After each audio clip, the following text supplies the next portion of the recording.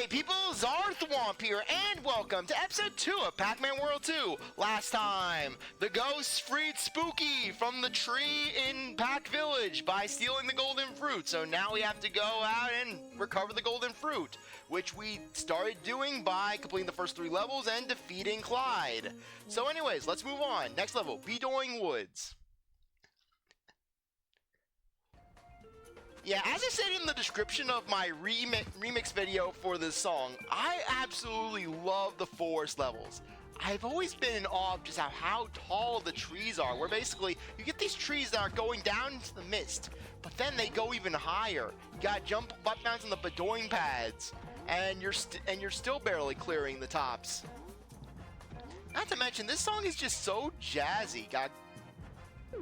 Have to recover the lives, have to redeem myself after that failure in that first level. Yeah, thankfully this level I have a little more experience with in terms of running. I love how basically I'm like, I could do the level with ease and then just jump right into the pit. Yeah, here I am. I'm doing practice runs of this level and I'm basically just rocking it. Yeah, no wonder they put a checkpoint there. They're like, oh, hey, yeah, CzarThwomp's gonna play this game. He's gonna flub it up. He's gonna flub all the jumping controls up. Because his mojo got stolen away when the power went out. The power was lost and so was my mojo. Ha! Even though there's fall damage, we survived.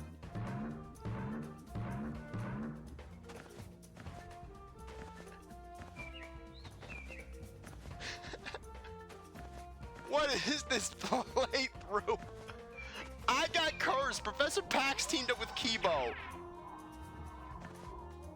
They're in some dark alliance. Kibo causes my power to go out. Kibo causes my power to go out. Professor Pac gave the order. The Legion of Doom.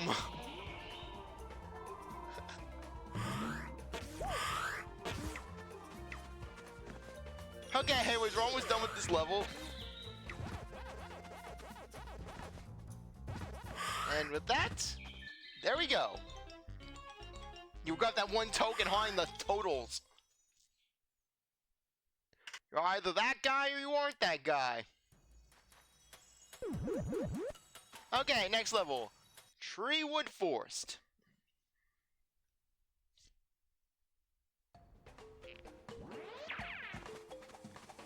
Anyways, this song has always reminded me of something that you would hear in a Mario Kart game.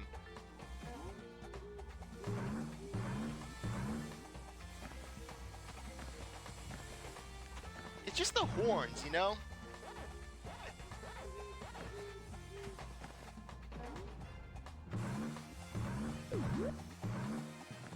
Yeah, when you have jumps like this, it's better just to use your standard jump instead of just trying to butt bounce into the grab. Yeah, the one cool thing about these forest levels is that as you're going through, just the sun begins to set more and more. Where you have a late afternoon level to start things off, and then just you get sunset. And then, in the final one, you'll get night.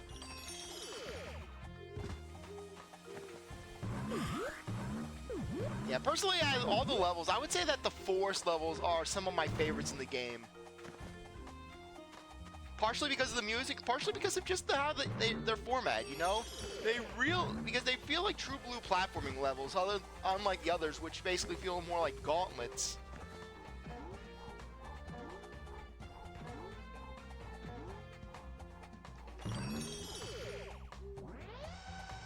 Yeah, I think this is the right path. Watch how this is the wrong path. Watch I'm taking the optional path. Yeah, because there is a branching path mechanic to this level. I think this is the right one. Yeah, but anyways, after the nightmare that was the first episode, I think I'm starting to get my groove back. I think I'm starting to get my groove back with this game. Yeah, we're taking the right path because right over here.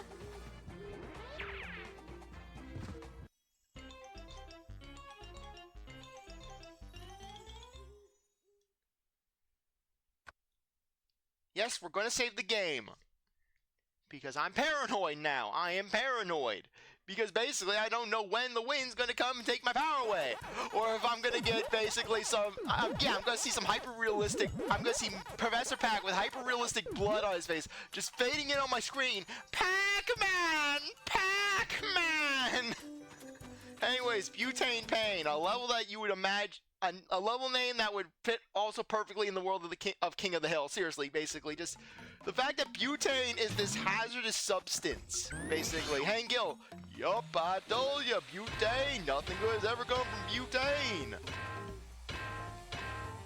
You wouldn't get hurt like that with Sweet Lady Propane. Sweet Lady Propane would never abuse you like that. Anyways, if you hit that switch, you'll disable the flames and get a bunch of collectibles. But arguably the more valuable thing that you'll find here in this level is this pit right here. Now you may be wondering, oh hey, what's so useful about a pit? Well, if you go down this pit,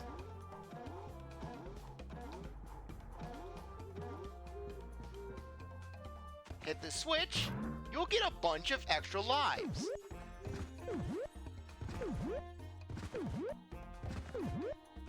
So anyways, grab these lives, and believe it or not, I want to die right here. You know why? Because if you die before collecting the checkpoint in the level, you will actually make it where these lives will respawn. So basically, in conjunction with this being right at the beginning of the level, which you can easily reach with the invincibility of Metal Pac-Man, this is a great place to farm for lives, which, trust me, you will need later on in the game.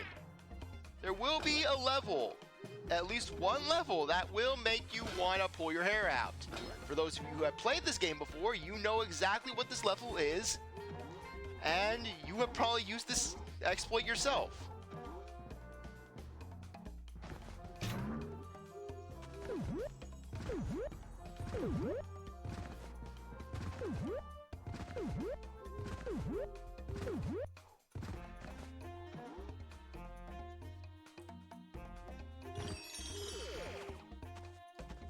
Okay. There we are. Yeah, if you go down a slope, you will start to slide. And when Pac-Man slides, he's not exactly the easiest to control. So anyways, that portion over there, if you want to get some fruits, you want to basically get some coins, go over there. But I'm not going over there because I just want to play the game. Personally, I always found that playing the game casually is the best way to play this because if you're going after all the collectibles, it can feel relatively stressful. So I just feel like just going through the game, just doing things minimally, you know, it feels a lot more liberating that way. Plus, I already went through the effort of basically getting the necessary collectibles to show off everything but Miss Pac-Man.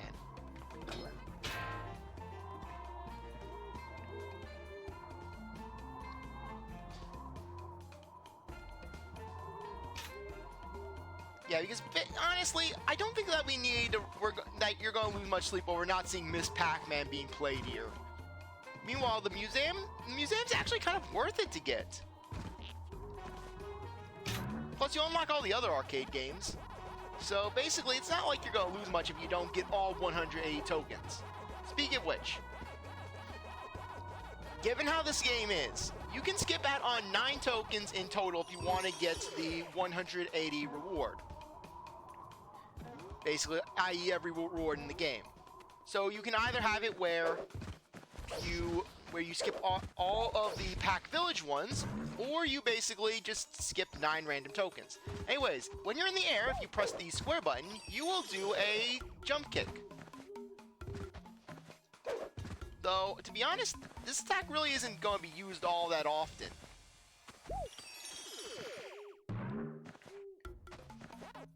Yeah, typically you're going to be butt-bouncing enemies, or you're going to be rev-rolling them. Very few enemies will require that upward kick. Those bats being some of the very few.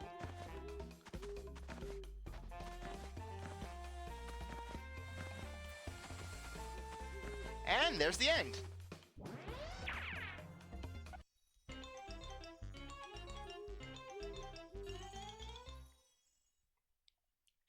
We're not going to save the game.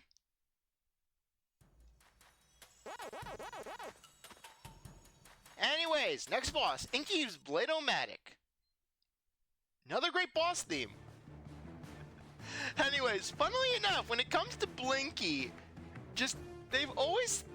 the developers have always had weird things when it comes to his voice. Where basically, for example, Pac-Man World 3, basically, they decide, you know, we're gonna make Inky Homer Simpson, essentially.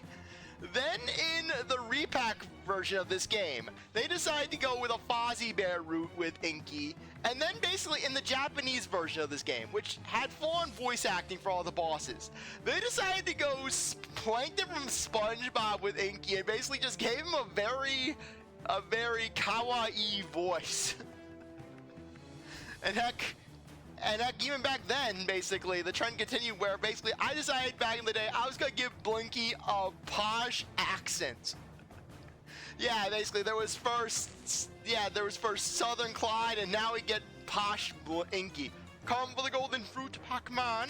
Spooky wanted me to think of a good cut down. If you ever got to me, I think my saw blade should do the trick. I think part of the reason that kind of got that voice into my head was basically just the fact that Inky in this game is very quick with one-liners. Basically, you know that Inky would be like, I am going to bring my japes are the best of the party.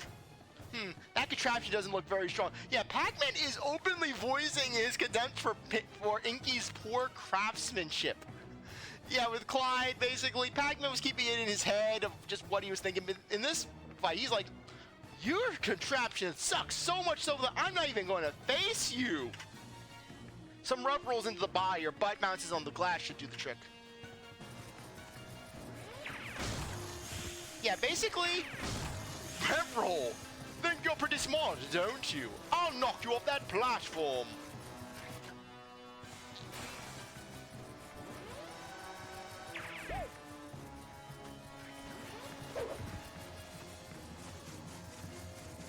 Okay.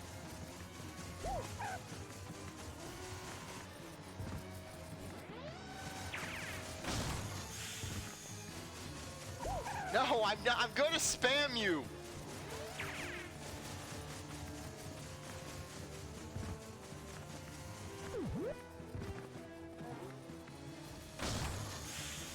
Looks like you could still use a close shave. Anyways, after each conversation, after each talking point, you will basically get a checkpoint. This is very important to know for later on. The golden strawberry.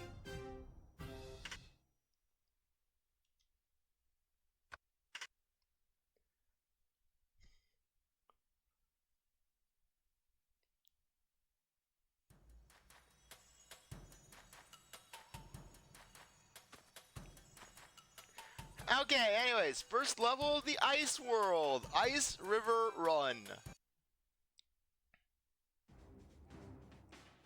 Pac-Man, it's great to see you. Everything around here has changed and spooky, and the ghosts stole the golden fruit. Ghosts have been seen all around the mountainside. Watch out for the Reveral Rams. They are mean. One of them rammed into. I was minding my own business, walking up the mountain for work one day, when all of a sudden one of them just rammed into me, knocked me right off, broke both my arms and my legs, left me in a full-on body cast. Said no apologies. The only thing he did was go and rail my wife. But don't you worry, Pac-Man. I gave him a stern glare. He knew what I was thinking. You might want to give them a taste of their own medicine. Now, back in the day of this game, I did not know what that phrase meant. I did not know what give them a taste of their own medicine meant. I thought that you had to go down to the drugstore and basically buy some meds. I thought there was some packed drugstore I didn't know about. I got filled a prescription. When they're dazed, but bound to finish them. Be careful out there, Pac-Man. All of Pac-Land is counting on you.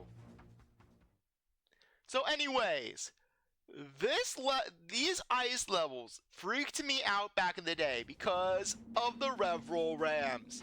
For one thing, these things look kind of uncanny. But then on top of that, you get near them,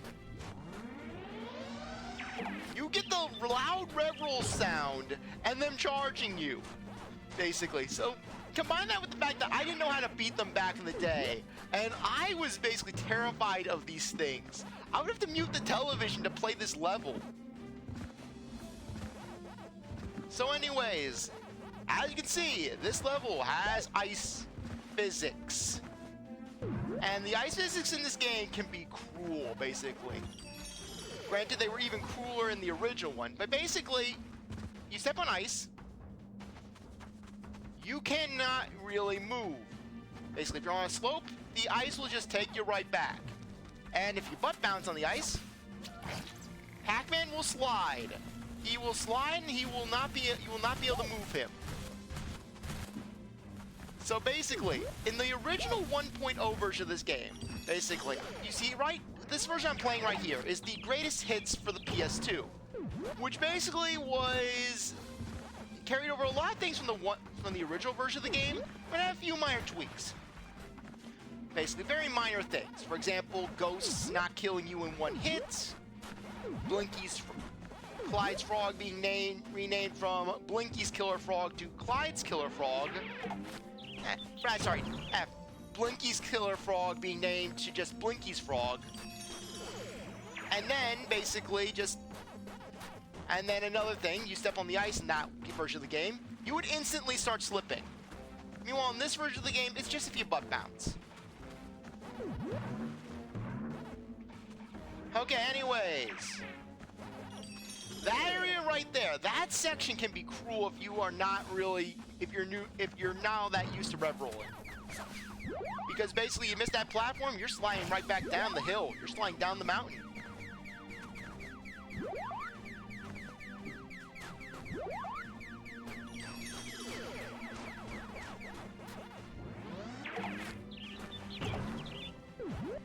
Okay, so anyways.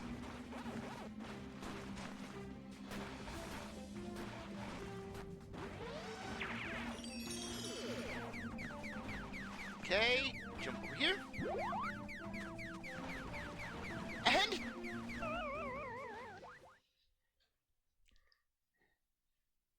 yeah, it's not Pac-Man World 2 without me dying a foolish death.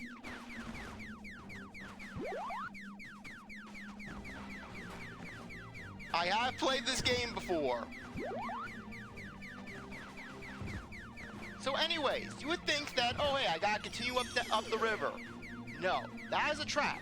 Yeah, if you want to get everything in the level, you're going to need to continue going up the river. But the end is actually right over here. Right past the Pac Bear that you don't have to fight.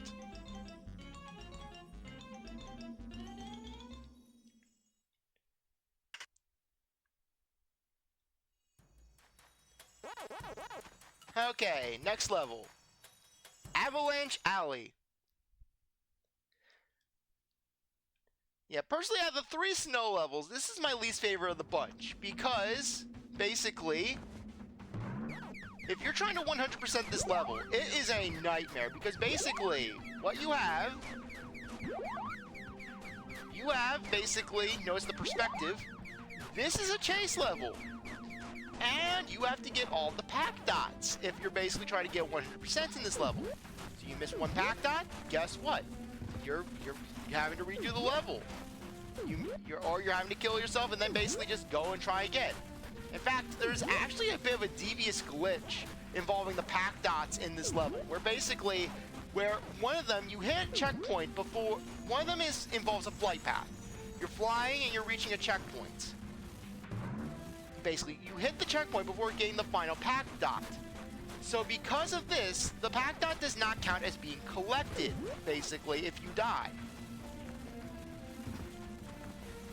And because of this, since you can't reactivate the switch that caused the pac-dot trail to appear, you would have to restart the level if you died after that checkpoint. And mind you, that's the final checkpoint in the level. That's pretty much one of the final checkpoints in the level. So you're pretty much doing 90% of the stage all over again. So if you're doing this stage casually, you don't really need to worry. Hence why I'm doing this stage casually.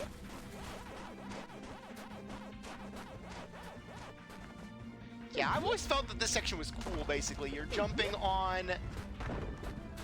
Yeah, basically, you're jumping on that platform, and you're right as soon as the snowball's reaching you. Now, this area in the original version of the game was a nightmare, because the second you touch that ice, you were sliding. Though in this version, since you only slide if you butt bounce, if you just run over, you'll be fine.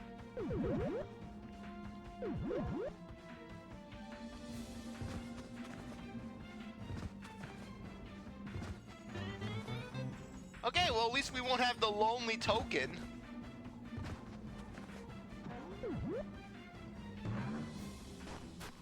Okay, anyways. This blowing thing, wait for it to not blow, and then boom. Go right through.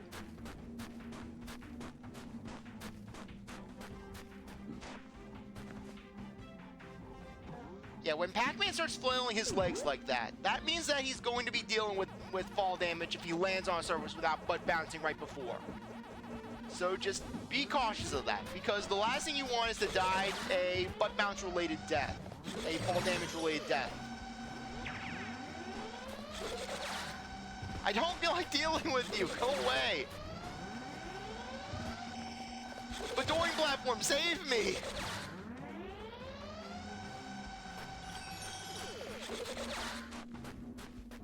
So anyways, in this cave, you'll notice that there you are. You got these wind blasters that will just send you rocketing forward. Though if you're trying to get everything in the level, you want to avoid those like the plague, because you hit them, you're missing out on things. Darn it, I thought I could do a major speedrun exploit with the red roll. You red roll into one of those things at just the right angle, boom, you get launched.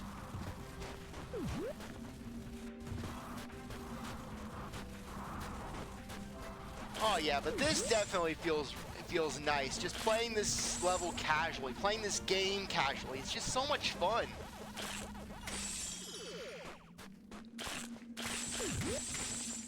No, don't fall off, Pac-Man, don't fall off.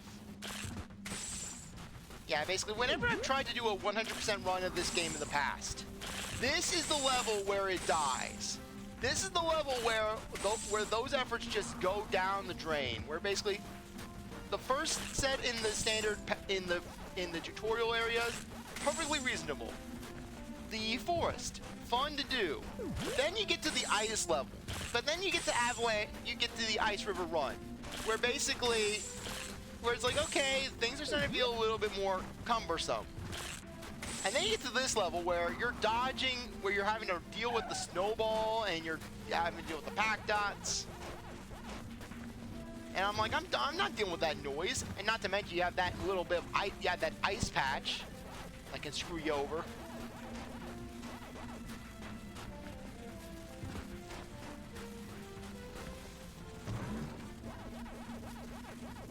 This is the checkpoint that I was referring to. Oh wait, no, that's not the checkpoint. It was the previous one. Okay, so anyways.